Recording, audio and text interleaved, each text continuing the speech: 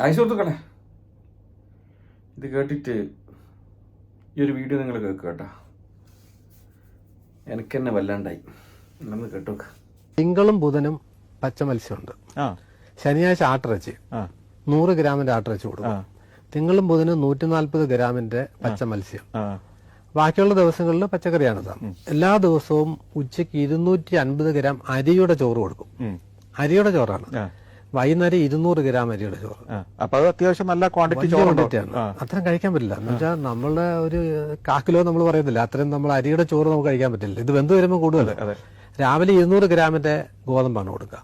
ഇപ്പൊ ഗോതമ്പ് ചപ്പാത്തിയുടെ ഒരു ഫോമിലാണ് നമ്മൾ കൊടുക്കുന്നത്. ചപ്പാത്തി രാവിലെ ഇപ്പം ഞായറാഴ്ചയാണ് ഇഡ്ഡലിയോ ദോശയോ, അതിന്റെ കൂടെ ചമ്മന്തി ഉണ്ടാവും. തിങ്കളാഴ്ച ചപ്പാത്തിയും കടലക്കറിയും, ചൊവ്വാഴ്ച ഉപ്പുമാവും ഗ്രീൻ പീസ് കറിയും. പിന്നെ ഇതിങ്ങനെ റൊട്ടേറ്റ് ചെയ്യും, ചപ്പാത്തിയും ഉപ്പുമാവും. ഞായറാഴ്ച മാത്രം. പ്രേക്ഷകരെ കൊതിപ്പിക്കൂല്ലോ ഇത്. ഭക്ഷണത്തിന്റെ കാര്യത്തിൽ യാതൊരു വിധ ബുദ്ധിമുട്ടുമില്ല ജയിലുകളുടെ സമയത്തോളം. പിന്നെ എല്ലാ ദിവസവും അവിയലുണ്ടാവും ഉച്ചക്കുള്ള കറിക്ക്. അവിയല് മോരൊക്കെ ആയിട്ട്. സാമ്പാറുണ്ട്. സാമ്പാർ ഇടപെട്ട ദിവസങ്ങളിൽ. തിങ്കളും ബുധനും മത്സ്യം, ശനിയാഴ്ച ആട്ടിറച്ചി. രാത്രി ഭക്ഷണം എന്ന് പറയുന്നത് ഈ ചോറുണ്ടാവും, 200 ഗ്രാം അരിയുടെ ചോറ്. അതിൽ 3 ദിവസം പുഴുക്കുണ്ടാവും. കപ്പ, അതിന്റെ കൂടെ കപ്പപ്പുഴുക്കാണ് കൊടുക്കുന്നത്.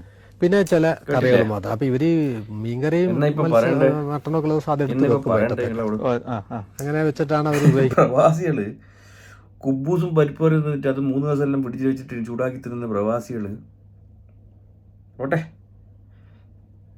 നാട്ടിലയക്കുന്ന പൈസ അതിമല്ലൊരു നികുതി ഉണ്ടാവില്ല എന്തായാലും. ആ നികുതി പൈസ ഉപയോഗിച്ചിട്ട് നാട്ടിൽ നമ്മൾ കൊടുക്കുന്ന എന്ത് ടെൻഷനും ടാക്സും കൊടുത്ത് ആ പൈസ ഉപയോഗിച്ചിട്ടാണ് ഈറ്റയ്ക്കെല്ലാം ഇങ്ങനെ മട്ടനും ചിക്കനും ഇഷ്ടാന ഭോജനമായി കൊടുക്കുന്നത്. എന്തൊരു കഷ്ടം നോക്കിയാൽ. എല്ലാവർക്കും ഇപ്പം ജയിലിൽ പോകാൻ ആവേശമായിരിക്കും. എന്താ വെച്ചാൽ ഇവിടെ നാട്ടിൽ ഒരുപാട് ആൾക്കാർ നമ്മളെ കേരളത്തിൽ തന്നെ ഉണ്ട് ഒരു നേരത്തെ ആഹാരം കഴിച്ച് ജീവിക്കുന്നത്.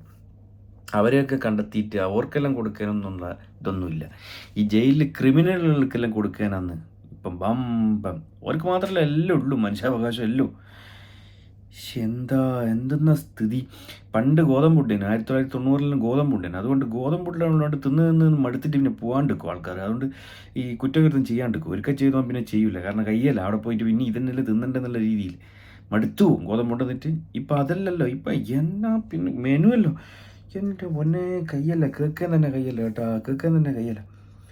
ഇവിടെ പ്രവാസികളെല്ലാം കുബൂസും പരിപ്പറി 3 ദിവസം പരിപ്പറി ഫ്രിഡ്ജിൽ ചൂടാക്കിയിട്ട് അത് നാട്ടിൽ അയച്ചു കൊടുത്ത് ആ പൈസ ചിലവിന് നാട്ടിൽ അയച്ചു കൊടുത്തിട്ട് ആ പൈസ ടാക്സിൻ്റെ പൈസനെ കിട്ടുന്നതിനെ കൊണ്ട് ഈറ്റക്കെല്ലാം മട്ടനും ചിക്കനും വെറുതെയല്ല. ഗോവിന്ദ ചമ്മയിലും പോകുമ്പോൾ കൾട്ട് പോലത്തെ ചങ്ങായി അന്നേരം കോടതിയിൽ ഹാജരാക്കാൻ വേണ്ടിയിട്ട് പോകുമ്പോൾ എന്തെന്നാ മോനെ ഗുമ്മ്. എൻ്റെ മോനെ ഇതെന്തെല്ലാം കഥയാടോ ഇത് കേൾക്കുന്നത്. ഇതെല്ലാം ആരാ കൊണ്ടുവന്ന് ഇങ്ങനത്തെ സംവിധാനമല്ലോ എന്ന് ഇവർക്കെന്ന് ഈ ക്രിമിനലിനോട് ഇത്ര വലിയ താല്പര്യമോ എനിക്ക് മനസ്സിലാകുന്നില്ല. ഈ നമ്മുടെ ഇവർക്കെല്ലാം ക്രിമിനലിനോട് എന്താ ഇത്ര താല്പര്യം? എന്താണ് സംഭവം? ഇവർക്ക് ഇപ്പം ചെന്താമരായിട്ടില്ല. എന്നെ പെട്ടെന്ന് 100 കൊല്ലത്തേക്ക് ഇടുന്നത്. 100 കൊല്ലം നല്ല മഴ കിടിലെല്ലാം അടിച്ച് പൊളിച്ച് പണിയാണ്. മേലനങ്ങാണ്ട് തീറ്റ 3 നേരം മേലനങ്ങാണ്ട് ഉപ്പേരി വരെ ഉണ്ടെന്നാണ്.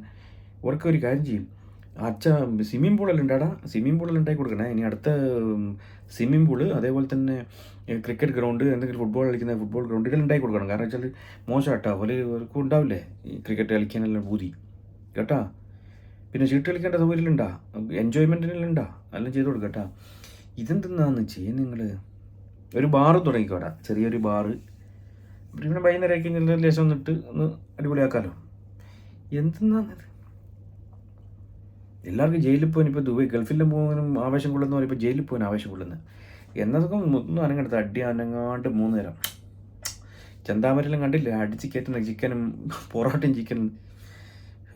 എൻ്റെ മോനെ 2 ആളെ കൊന്നിട്ട് വന്നിട്ട് പൊറോട്ടയും ചിക്കൻ കയ്യല്ലപ്പാ. കേൾക്കാൻ തന്നെ കയ്യില്ല, പറയാൻ കഴിയില്ല. ഒരിക്കലും മനുഷ്യാവകാശം. ആ പോലീസുകാരൻ പറഞ്ഞിട്ടില്ലേ, നിങ്ങളെല്ലാവരും കൂടി നമ്മളൊരു പോലീസുകാരനെ സസ്പെൻഡ് ആക്കിയില്ലേ. ഒരു മൂപ്പർക്ക് അതാ ബുദ്ധിമുട്ട്. ഒരു പോലീസുകാരൻ്റെ സസ്പെൻഷനിലായതാ ബുദ്ധിമുട്ട്. രണ്ട് കുട്ടികൾ അനാഥമായതല്ല.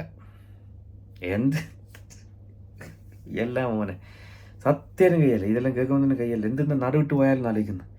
എല്ലാം വെറുതെ ഗൾഫിൽ വന്നിട്ട് കാലം കഴിച്ചു കൂട്ടിയിട്ട് എന്തെന്നാ ഉള്ളത്.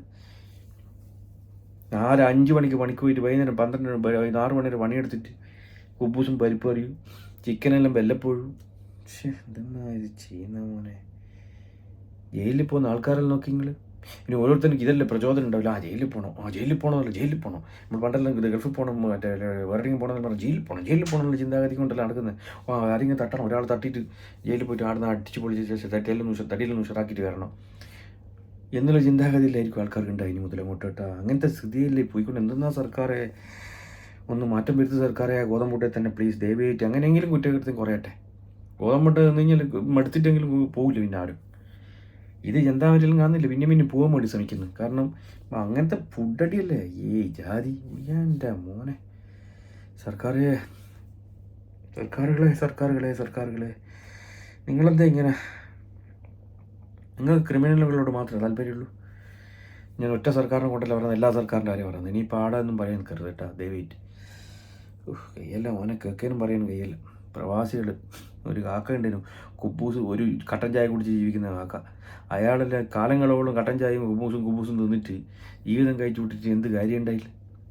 അയാൾ അയക്കുന്ന പൈസൻ്റെ നാട്ടിൽ ടാക്സിൻ്റെ പൈസ ഇവർക്കെല്ലാം നല്ല ഇഷ്ടമാണ് ഭോജനമായി കൊടുക്കുകയല്ലേ.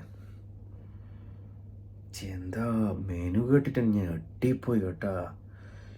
എൻ്റെ പൊന്നെ, എന്ത് നാട് ഇതല്ലോ. ഇതിനല്ലൊരു മാറ്റം വരുത്തും നിങ്ങൾ. എന്നെയാണ്ട മന്ത്രിയാക്കുക, ഞാൻ മാറ്റം വരുത്തി തരാം. Okay, bye. കേൾക്കാൻ കഴിയില്ല അതുകൊണ്ടാട്ടാ, കേൾക്കാൻ കഴിയില്ല.